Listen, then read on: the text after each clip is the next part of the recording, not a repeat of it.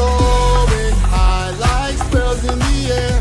Gee whiz is dancing. We don't have a care from downtown Thunder to the paint they lie.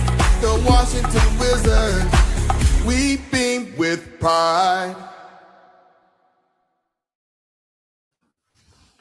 What's up, everyone? Welcome to the Wizards Pulse podcast. My name is Jeremy, aka Suge Knight Shyamalan, here with my co-host Wanza. How you doing, man? What is good? What is good? I am feeling good, feeling great. We got something to celebrate. We haven't celebrated in a long time in DC, so I'm ready to hop into it, man. Let's get it. Yep. We're going to talk about the good news that happened over the weekend. The Washington Wizards won the 2026 NBA Draft Lottery for the right to have the first overall pick in this year's draft. We will get into everything that comes into or is entailed with the number one overall pick. Just want to remind you all to subscribe to the podcast where podcasts are available. That includes Apple Podcasts, Google Play, Spotify, and your favorite podcast platform.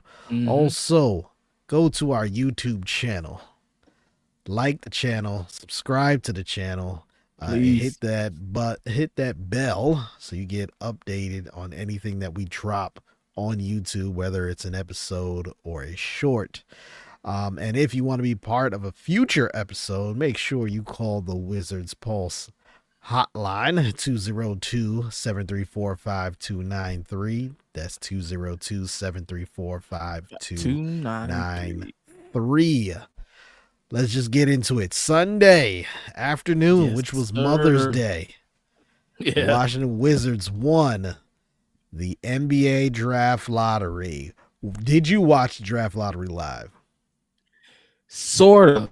I sort of did. Let me set the scene for you real quick. So first of all, we're going to talk another time about more proof that Adam Silver is insane, because who would in their right mind set the lottery for 3 p.m. on Mother's Day?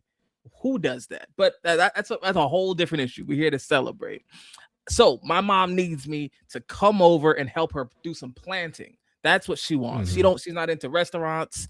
She's sick of all my gifts. She wants me to help her plant. So I go over there, rolling up my sleeves, getting dirty, and she's noticing I'm in my phone half the time because I gotta see the lottery. I gotta see the lottery. So I'm using one hand to plant and the other holding my phone. You can't do both. I can't get the dirt on the phone. So one hand is digging up, trying to put plants in. The other is looking at my phone. Now, I couldn't watch all the preamble and all that kind of stuff, but the lottery is short. So I got in just as they were saying pick 5. That's what it was. Whole time I'm holding my breath because the whole fan base was like, we're gonna get 5. We're gonna get 5 because we're cursed, because that's what would happen, right? They start naming off names. I don't hear the Wizards yet. Then I think they take a commercial break after 4, and I'm like, you know what? 3 is good. I could deal with 3. We could still get some players. I'm looking at Caleb Wilson. I'm excited. They get down to 2. And now I'm losing my mind. As soon as they say the word Utah Jazz, listen, me, and it sounds like the rest of Wizards fandom started screaming, shouting. Like I hit the Tiger Woods fist pump while I'm holding a plant, you know what I'm saying? Trying to do multiple things. My mom has no idea what's happening because it's too hard to explain why I'm watching a draft lottery. Like there's too many levels that like I can't get into it. Just let me do this real quick. So when I saw that number 1, celebrated. John Wall, of course, taking it home, bringing us a number 1 pick. Super excited just for what I believe Winger called it, just the idea of having options. We have the most amount of options possible. Now, in my mind, it's only one option, only one person to take there. We'll talk about that in a second, but I had a great time sort of watching it while I was doing other stuff, but I heard it. I was excited, try to tweet a little bit, let other people know I was locked in. It was a good time. One of the highs, now, this isn't great, but this is one of the highs of I would say Wizard fandom in the last 20 years. Like Hmm. this has to be probably a top 5 moment, for better or worse. Yeah.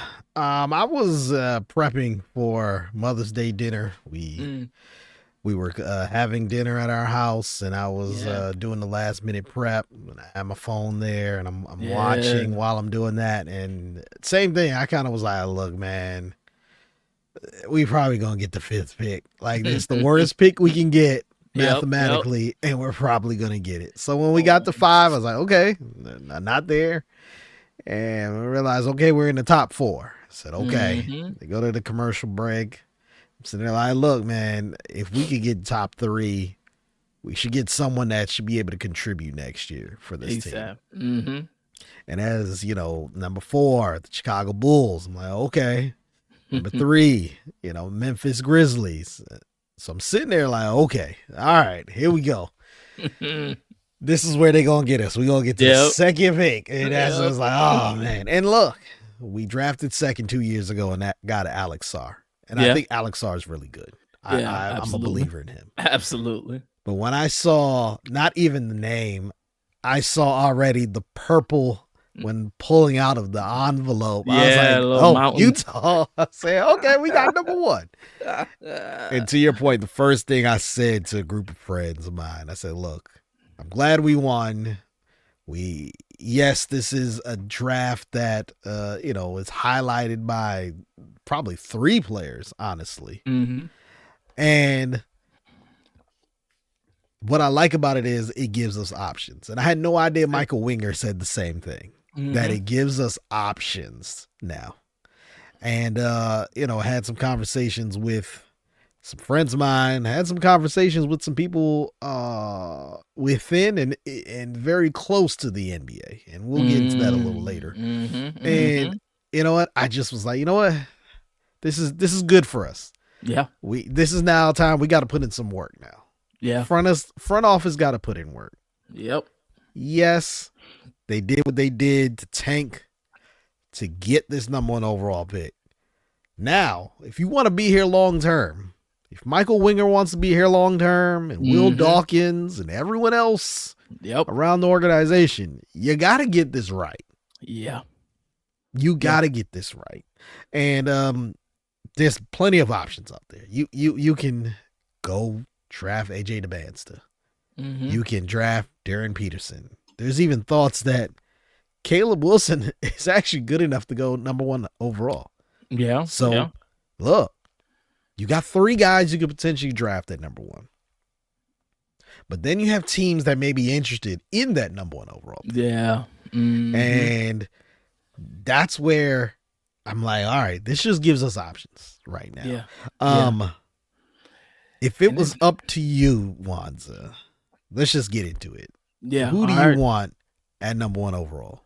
Listen, to me, I feel like there is a debate that's being manufactured right now. It is clear, without a doubt, in my mind, and I think in the mind of most Wizards fans, AJ DeBansta has to be the pick without a doubt. You have to look at what he's bringing to the table. I'm gonna get to the court in a second. Just the measurables, right? We're talking 6'9", right? Like I forgot what was his weight, like 220 something, something around that range. 7 feet plus wingspan.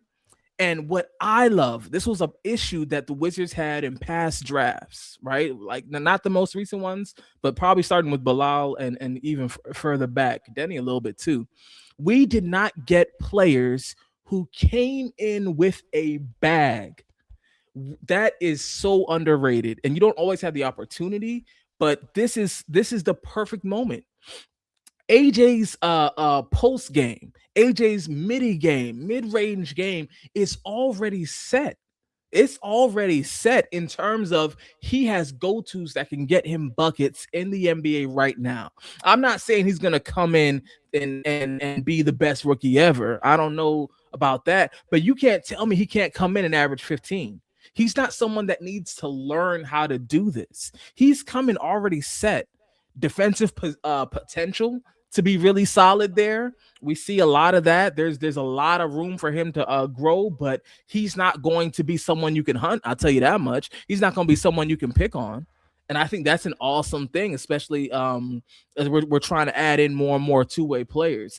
AJ has to be the pick. Has to be the pick. I get some, some push and pull over maybe DP is Darren Peterson. The talent is hard to deny. Everything that he says out of his mouth, I believe less and less. This creatine stuff, I've heard it from professionals, some people who've used it on a regular basis. They say, yeah, it makes you cramp, not for a season, right? That no one's ever heard of that, right? There's too many questions. I'm over it. I can't. He's not a leader. Everyone's pretty clear on that. You don't have to be, but if I'm drafting you at this point where we are, I would prefer that. You know what I'm saying? So there's too many questions right there. The others is really good. I think Caleb Wilson has a strong case, but he's just not quite as refined. To me, AJ comes in as a nearly finished product in terms of being a rookie into the NBA, and he has to be the pick. No doubt in my mind. And I personally feel like they're doing their due diligence right now. But Dawkins, I know he sees it.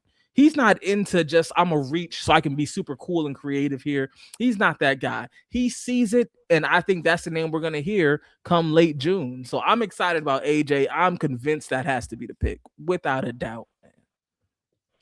I've said throughout this season when we did get into college basketball that AJ DeBansta is the safe pick. He, to your point, NBA body, NBA skill set. And it's a position that is very vital in the league right now. Darren Peterson, also a position that's vital in the league right now. That we're in this, combo guards are the in vogue thing right now. He definitely fits that. But during the season, I had concerns about these injuries that he was sustaining. And then even with this statement that came out this week about the creatine, I'm with you on that. Like, how much creatine were you taking that every game you were having cramping issues, or a large majority of those games, right? You were having cramping issues. Like that sounds like an excuse right now. So I'm a little scary. Now, mind you, we are people in the public. We are fans. We can only go by what is said to us by these players directly or by these players through the media. If I'm the Washington Wizards front office, I'm doing some deep diving. We're doing, you have to, extensive medical reports, medical examinations. We are going to be talking to, and teams already do this, but we're going to be talking to people at Kansas. We're going to be talking to people who are part of his AAU program. We're going to get into all of that to figure out, okay, were you really injured? Were you really hampered by creatine? Were you injured with something temporary? Or are you injured with something that's going to have long-term ramifications? We're gonna have to go through that. But even before I even get into that, let's pump the brakes. And the very first thing I hope the Wizards did after winning the draft lottery was having a conversation with Anthony Davis, hopefully that night or Monday morning. Like, hey, you kind of hinted that you want some assurances with the direction of this team. Okay, we got one thing. We got the number 1 overall pick. Yeah. All right. You see who's coming in. You've probably played with some of these guys in some sort of run somewhere. Or you know someone that you trust really well that's been around these guys. Who is more likely to keep you here long term? And I know that sounds wild, asking that question of someone who has an injury history that he has. However, even with his injury history, I think he can help this team better. I think he can really help this team if he really dials in and wants to be part of it. You know what I'm saying? Do I expect him to play 72 games every year now? No. But I expect him. One thing about AD, even with his injuries, in the playoffs, he's there. He showed that with the Lakers. That's true. He was there for the playoffs and wasn't hampered by anything in the playoffs. Was he Mm. hurt during the regular season? Of course. You know, might have missed 20 to 25 games, but when it was time to show up in the playoffs, he was there. That's something that's something I would like to have for the Washington Wizards. And if he's saying, hey, you know what? Yeah, I see you got the number 1 overall pick. The younger guys are getting better that we already have. Oh, Trae Young's here. Yeah, man. I want to be here longer than a year. Okay. Now we figure out who's best for AD, Trae Young, and the young core. Who is best at that point? And let's just say hypothetically, Wanza. Let's say AD says, yes, I want to stay here more than a year. Who would you like to pick at number 1? Well, this is how I see it. I think it's really based off of, like I was just saying, what he would want is a player who will take the least amount of time to reach their height, their apex. That's what I would want. Who's going to be in their prime first, right? And so based off of what I'm seeing, that has to be AJ. Now, in terms of like conversations with AD, I agree with you mostly on that. I would be interested about his opinion, but I wouldn't be looking for him he wouldn't sway my opinion, if that makes sense, right? Like I gotta choose who I gotta choose. I gotta pick who I gotta pick. Now, there has to be some balance in this. Like, right. We're just not saying, oh, you want to go with that guy? All right, cool. Right, right. Because AD has yet to show any commitment to this franchise. Now, he's a grown man and does not have to. And I respect that 100%. And we also don't have to show him any extra commitment other than what we got on paper right now. So I am curious who AD would like to play with, but I got to choose what makes the most sense. And if I feel like you have a foot out the door, then I also have the right to pick players who I think would be a good replacement. So What I do know is I think he would like the Boozer pick the least.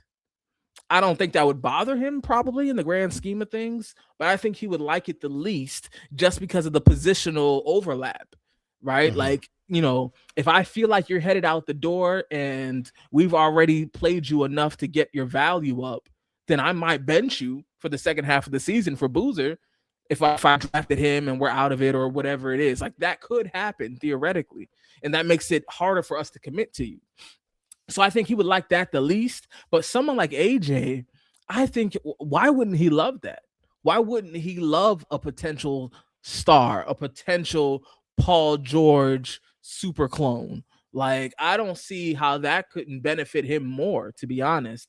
So I think AJ would benefit the whole roster, except if my name is Bilal Coulibaly. You got to raise a little eyebrow if we pick AJ. Right? You got to be like, oh, wait a second. Okay. Because AJ is coming for your minutes specifically. Now, Bilal has a bag in terms of defense, and I'm hoping that we get a chance to keep him. He wouldn't be one of the ones on the chopping block in my mind. But you see, we're getting a little bit of a traffic jam with these wings. You know, like it's getting crowded because I need Keyshawn to get some heavy minutes, right? As the most well-rounded of the young boys, in my opinion. Right. And so, you know, we got, you know, Jameer and some other people too. So I don't know how any of that's going to work out. But regardless, I'm getting AJ and figuring the rest out later. And AD should be on that too. Yeah. AJ is the safe pick. The wild card or the guy that may have the highest ceiling can very well be Darren Peterson. And the wild card to me, or the wild horse, or the dark horse, excuse me, is Caleb Wilson, who a lot of people are trying to compare him to a young Kevin Garnett. And look, Kevin Garnett, I've been working on something internally about looking at the NBA players of all time. And I didn't realize how many all defensive teams Kevin Garnett played on, or what's all defensive teams he was awarded. Excuse me. And he was a defensive player of the year. And it's just like, wow, that's that's a wild comparison, man. Yeah, And it's if he saying a can lot. play anything like him, man, It's saying a that's lot. that's a Yep. Hall of Fame guy right there. Yeah. Yep. Yep. Now look, I know it's a comp, so these things there's a lot of times comps are the best possible they could be. Right. Right. You know, you don't ever hear people like, oh yeah, he's a Nick Van Exel comp. No shade to Nick Van Exel, Right. very Right. good, solid career, but Solid. most Solid. of the time you're like, oh, it's a Kobe comparison, it's a Mike Right. comparison, it's a LeBron comparison, it's a Paul George, it's Hmm. like, all right, man, but yeah, Kevin Very Garnett best. being the comparison for Caleb Wilson is like, ooh, all right, man. Listen. Listen. Talking about and maybe let me go through the rundown real quick, make sure I'm not jumping the gun on this one. All good. All good. uh Ideal starting five. Yeah. Let's Yeah. say it's AJ DeBansta. What is the ideal starting five for you? Now, mine's slightly different than some things I've seen, but this makes the most sense to me on the court in terms of balance, right? So we're talking about Ice Trey, obviously. And as a quick side note, literally the only point guard on our team. Dawkins, you here? Listen up. I need you to we need to get some other point guards because he is the only point guard. Don't tell me nothing about Bub. Don't tell me nothing about Will. We have one point guard on the team. Yeah. Anyways, Trey, Trae, right? At the two. This is where we switching it up from the jump. We switching it up, right? We're not going predictable. I cannot go TRE. I can't go young boy Trey, right? You need to build your bag still. What we need is someone to help balance out Ice Trey. The way we gonna do that, Keyshawn George at the two. He gives us above average ball handling, above average defense, and is an average to above average scorer. Still growing, by the way. People sleep on the fact that he was injured last quarter of the season, so we started talking about other stuff. Will Riley started showing up. We began to forget about Keyshawn. Please do not sleep. I feel like that's the best compliment on the team right now for Ice Trey. At the three, we going AJ. We going AJ. And what I'm doing is making is the offense is not flowing through him starting off. You got to work your way up. All what I want you to do is take advantage of what's there. When you open, hit a shot. You can take your man off the dribble, go for it. We're not going to give you any plays right now until you earn that little bit. You got to show your dominance there. But I love him at the three. At the four, we going predictably AD, praying he's healthy, assuming that he actually is. And then, of course, we ended up with Sar. That is a lineup that, in my opinion, gives you at least three two-way players you can count on, solid to above average to really good defense, right? If we're talking about Keyshawn, AD, and Sar, right? That's balance because you gotta balance a little bit of the traffic cone that we got with Ice Trey. We gotta balance that out for Trey Young, right? And so you have all of that, and those all give AJ freedom to do because who's going to key on AJ with that kind of layup, with that kind of lineup? Excuse me. Who's going to key in on AJ with that kind of lineup? He is freed up to really make a difference in terms of getting his shots, feeling out the speed of the game, working past that rookie wall. I think that's the best lineup that we could go for in terms of balance as in as many places as possible. My starting lineup will probably be exactly the same when it comes to drafting AJ DeBansta. So, not agree with you on everything there. Mhm. Let's say the Washington Wizards draft Darren Peterson. Yeah. Will be the starting lineup. This is tricky because I have so many questions about Peterson. I've heard people call him a good defender. I don't see that. I see a below average defender. So that's my only hesitation. Now, I believe he was it 6'4"? I think they said something like that, 6'3", Yeah. 6'4", right? That doesn't add a lot of help with Trey, but if I got DP, I think you got to start him and see what he can do. So I would go with the same lineup and just switch up Keyshawn for DP, but I would have to be prepared to take an L with my backcourt in terms of defense. Like you got to be okay with that. I'm also hearing Peterson say he's a point guard. If you say so, you know what I'm saying? Okay, I guess. I don't see any evidence of that. So you are definitely starting off ball and will likely remain there.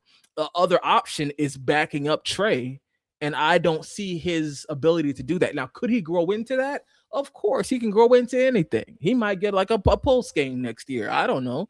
You know what I'm saying? He can grow into anything as I see real talent and concrete talent there, but I would only see him at the 2, and I think we would struggle a bit as a team until he was starting to show flashes of like brilliance. If he has an average rookie year, then you know we're talking play in would be our ceiling. Is what I feel like if we got a DP in that lineup.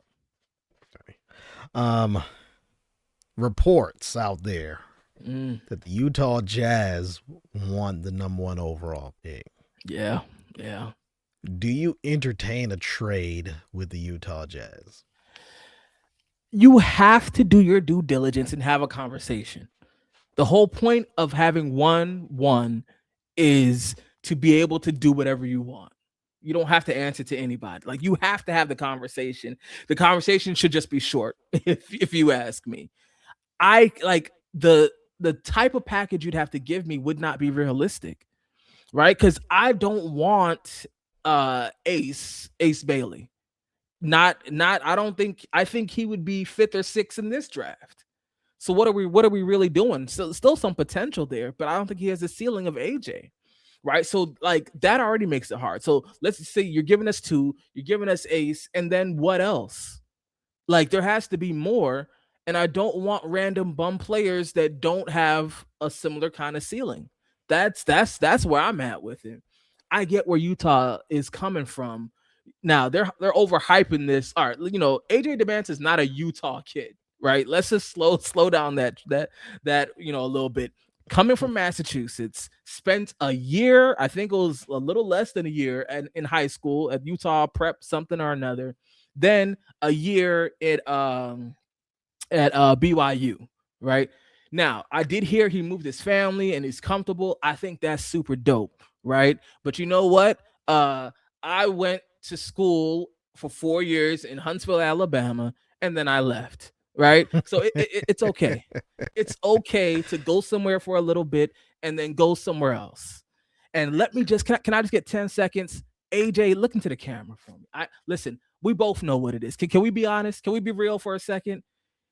We got white women too, bro. I promise you. I promise you. Listen, you hit up Georgetown, you know what I'm saying? Like they out here. Foggy Bottom, Adams Morgan. Yeah, you the throw Wharf. a rock. Listen, we got them. You think it's fire in Utah, Salt Lake City. We're talking about the nation's capital. They come here. I know what you into. We don't got to be shy about it. Come through. Let me show you the city for real, for real. We're going to go to the places that you feel comfortable. Don't ever compare Utah and DC. I'm not accepting that. So all I'm saying is he's a rookie. You keep your bags packed. Come through. This is going to be your new home. It's going to be worth it. But I'm not mad at Utah making this attempt, having this conversation, but it wouldn't go anywhere for me because you couldn't give me enough that would, like, I need a star. Isn't this the whole point? Isn't this why we fought for all of this? Why we tanked this year for this kind of draft, a generational draft? We're looking for the future. Once Trae Young and AD hand this over, we need someone to take on the mantle. And Ace Bailey is not that guy. So if you're going to give me someone, I need a current star, right? You need to do some kind of 3-way. I need Cooper Flagg. I need Ant Edwards, Wemby. This is what I'm talking about. I need someone who I can count on to lead this team. Don't give me no random rookie or first or second year player. So that's where I'm at with it. Go ahead, take the call. but I'm giving you 10 seconds and I'm hanging up. That's how I feel if I'm Dawkins. I think if with these two guys or three guys that could potentially go number one, and specifically two, AJ DeBansta and Darren Peterson. If you know you want one of those guys, just draft them one. Do not entertain a trade with Utah. Do not try to help Danny Ainge. Also, do not get played by Danny Ainge. Yeah, because he will play. Because he may say, yeah, man, I really want this guy here. You know, I want AJ. You know, I've been following him because he's from Massachusetts, and I was there, and I know his people from when he was a kid, and I've been watching him, and we got him all the way to Utah prep, and got him to BYU, and yeah, we really want him. Like, don't do all of that. No. Trade down, and then Utah says, you know what? I want Darren Peterson. Right. That's who I really wanted. That. And yeah, that means, okay, we still get AJ, but it's like, hold on. We just helped you out. Right. Well, we didn't have to. Right. We could have just drafted AJ. We could have saved some time. Yeah, we could have just, all of that. Could have just saved time, you know, things like that. Time and energy. But no, man, don't help Danny Ainge out on this. No. We've seen Danny Ainge win in the past with similar things like this. Let's not help him out. Figure out who you want first and then go from there. I don't want Ace Bailey back. And I got some friends who were talking about, what do you mean you don't want Ace Bailey? Is he that much better than Keyshawn George? Not my Is opinion. he that much better than Will Riley? Nope. Like, Barely. to me, Yeah. I understand he was highly touted last year. And the Wizards almost got him. We did want him. We did. He wanted us, by the way. He wanted us too. But you know what? Things adapted. You know, Keyshawn George emerged. Will Riley is slowly emerging. And now we have the number 1 overall pick where we can get AJ. You know, it's just like, do I really want Ace Bailey? Now it gets into, and they have other guys like Lauri Markkanen. Lauri Markkanen is always hurt. Yeah. He hasn't played more than 66 games. Yeah. Walker Kessler, I love him as a center, but we have Alex R. Yeah. And it's like, okay, gets a little redundant there, you know. Right. And are we getting within this trade? Are we trading AD, or are we having all these guys come be there, and then we just have a log jam at all these positions? We already have a log jam, really. Enough. Yeah. Right now. But it's going to be a bigger problem with who we get on the floor, and people just think, oh, well, just trade someone. But hold on. We got to find people that's interested in these players too. Right. Like, Right. This isn't a video game where you can just easily offload guaranteed contracts. You know, you just can't cut someone and things like that. So if you know who you want, just draft the number 1. Yeah. Just do that, and then let Danny Ainge and Utah figure out who they want. Right. And honestly, if I'm the Wizards front office, I'm being really mum and airtight about who I'm picking too. I'm not letting that get out, that who I want. So you're gonna sweat it out, Figure it out for all the way till we're on the clock and we make the pick, and then you'll have to say, okay, we're going here. I know people, friends, media, and everyone throws out, oh, sources say this, sources say that. If I'm the Wizards, we can't let this out. Yeah. Because to me, F Danny Ainge in Utah. We can't let that out. Absolutely. Talking about a potential draft trade, and I just spoke about sources, but a source of mine mentioned to me Sunday night, a few hours after the draft lottery, that they were speaking to an individual within the Golden State Warriors organization. Okay. And they said Golden State was already speaking internally about a trade that involves Anthony Davis and Draymond Green as the core of the trade. Wait a second. Yeah. Wow. So that was already in discussions by Sunday. That at least the Warriors were discussing a way to have a trade surrounding those two guys. Now, hearing that with Wanza, without knowing the rest of the people involved, just knowing that the core of the trade is Draymond Green, Anthony Davis. Yeah. Do you make that trade as a Wizards fan? Well, first, let me say that for anyone who does not know, like, our job here is to entertain, have a good time, but Jeremy happens to be really connected in a lot of different ways. So this is not random stuff we're making up. Expect to hear others substantiate this really soon. So just putting that out there. Off the break, if this is all I hear, absolutely not. Absolutely not. No way in the world. Now, part of this is because I'm a hater, and Draymond Green is probably at the top of my list. Second is the fit is horrible from a personal, like a personal standpoint and a basketball standpoint. I do not want that kind of energy in my locker room, who he'll probably talk a good game, then come out here and taekwondo kick you in the balls and body slam somebody for no reason. Absolutely not. I can't have that kind of energy. And I don't want a 35-year-old Draymond whose defensive skill has dropped. There is no offensive skill. So if your defensive skill is not elite, you are out here just running with that book bag left and right, getting crazy cardio. Now, is there stuff he could teach the young boys? Of course. Of course. You want to come on as a coach one day? Maybe we can have a conversation. I'm all about that. But as a player, absolutely not. To me, he has like 1/10 of the value of AD. So I am praying that this, like, the conversations that were had at least included enough players where I wouldn't be insulted anymore. Because right now I'm insulted. The fact that you think this is something that could even work at all. So there has to be something else that I don't know about. You know what I'm saying? If we add in something else, then we can have a conversation. We talking Steph? Okay.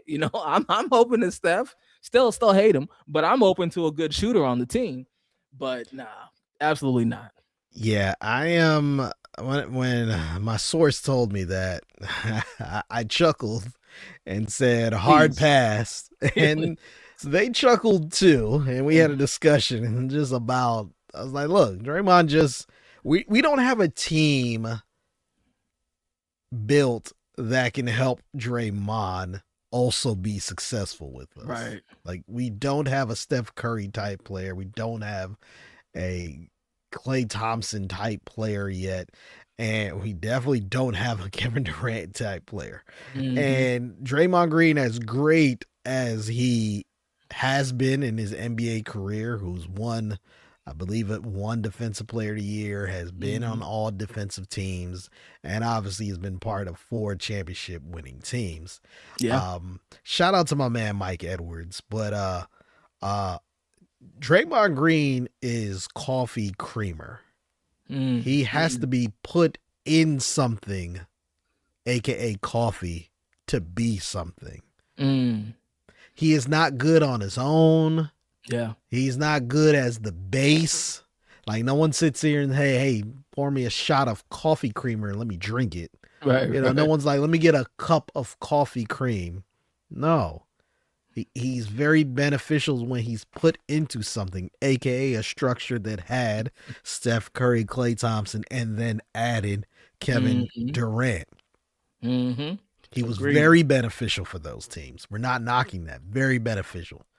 But coming to this team, and I understand Trae Young's going to be there, but coming to this team, if you take away Anthony Davis and you just have these young guys with him, yeah, he may help with the off the court things, like, hey man, you got to go here to go eat. We can eat Mhm. here. We can when we travel, this is where you need to shop.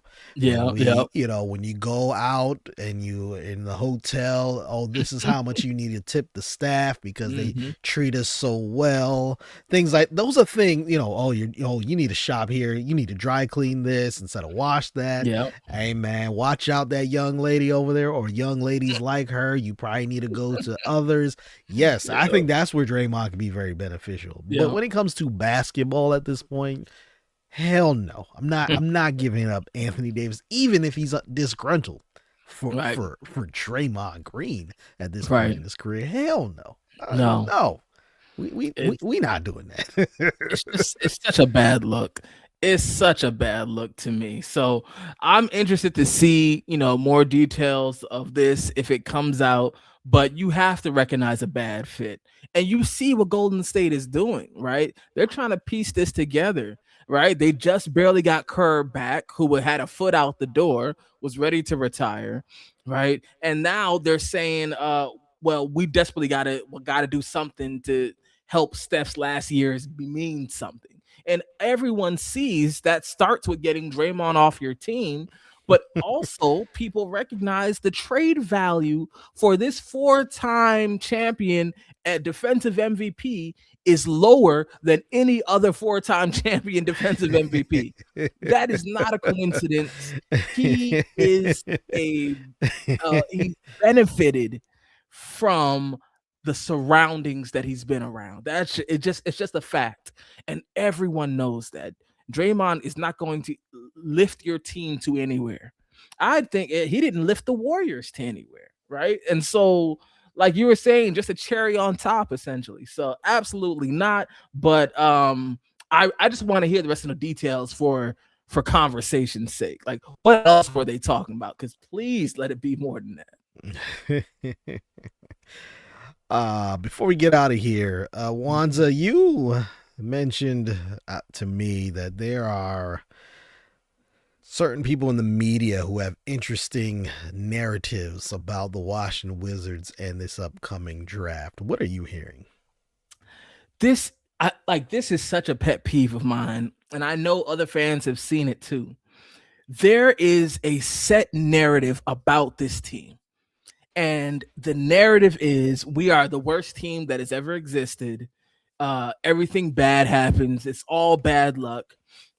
For a lot of these national guys, all they saw, the only time we were on their radar for the year was the Bam Fugazi 83. You know what I'm saying? So it is super frustrating. Let me tell you who I'm talking about.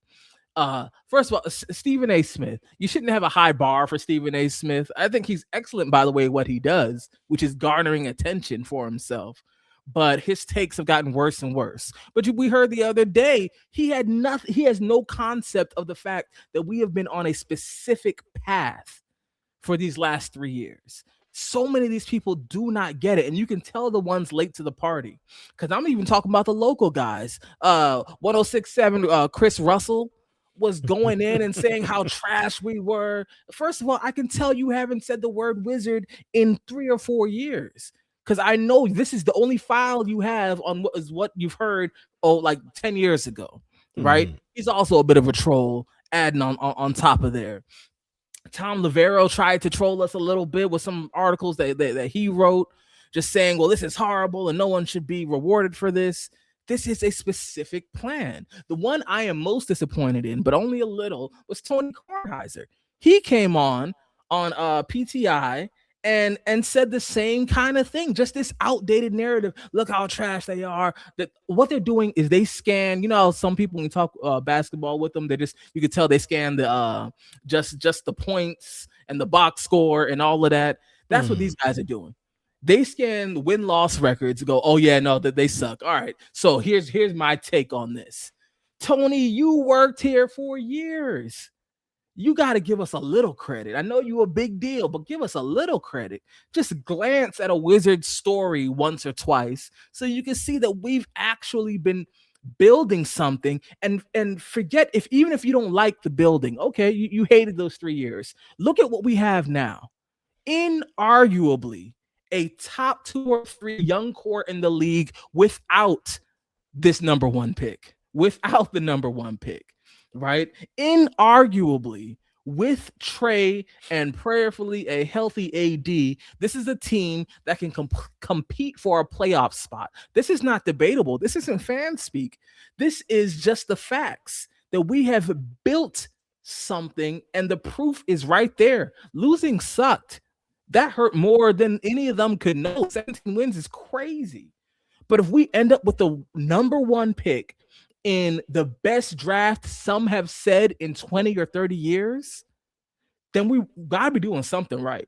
And I just know if I'm Doggins, I'm not dapping any of them up if I see them in the streets, because you just actively disrespecting me, acting like I haven't been working for multiple years. So when we start winning, I'm atting everybody. Just know, I have a list. I have not forgotten. We atting everybody and letting you know how we feel as Wizards fans, because we didn't go through all of this just to be mocked when we're finally starting to turn things around.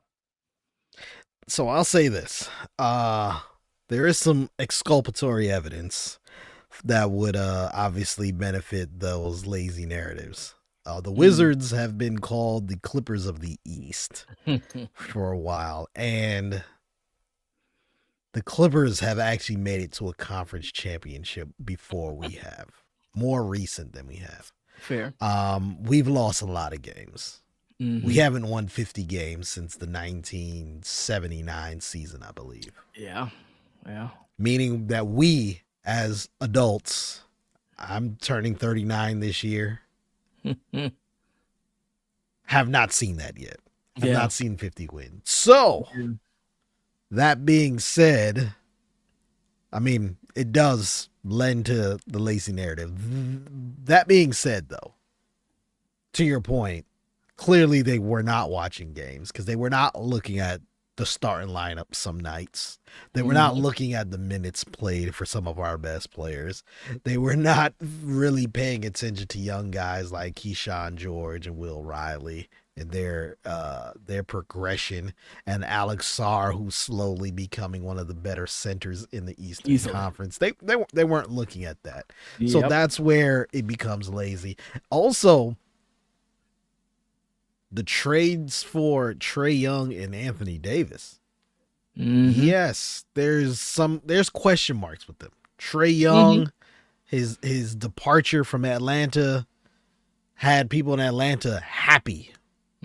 So, people are going to be like, well, why do you want to bring that person to your franchise?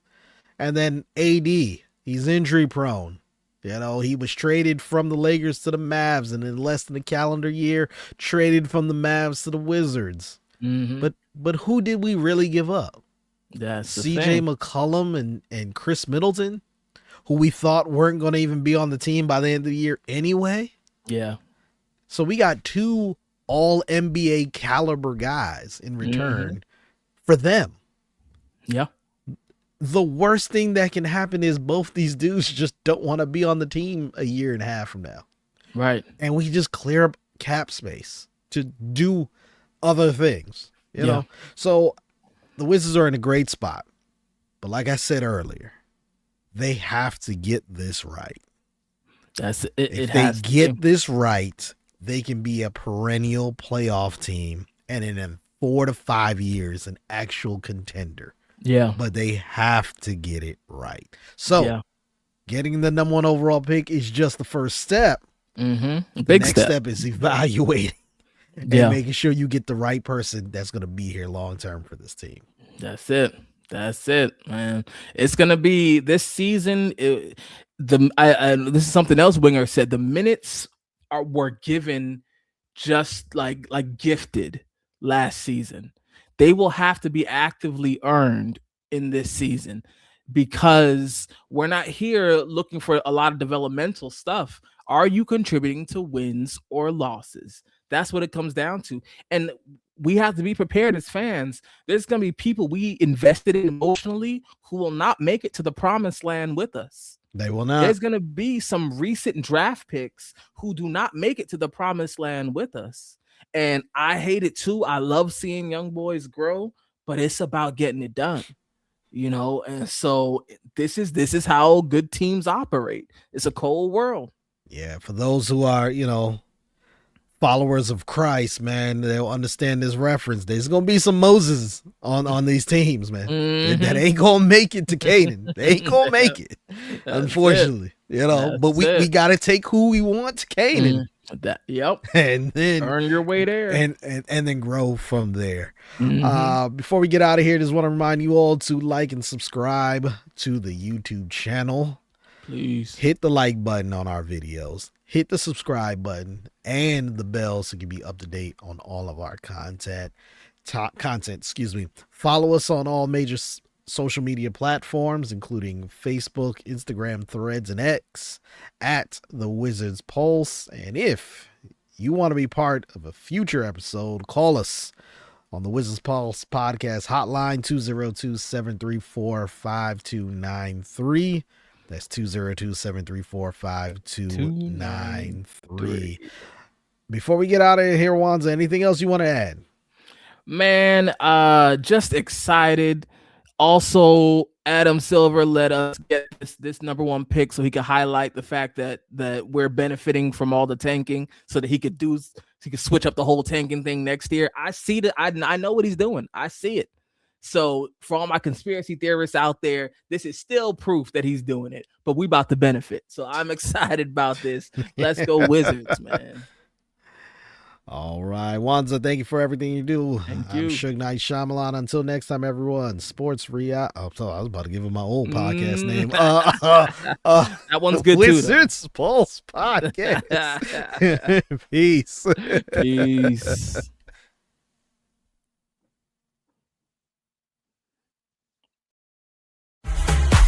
We're so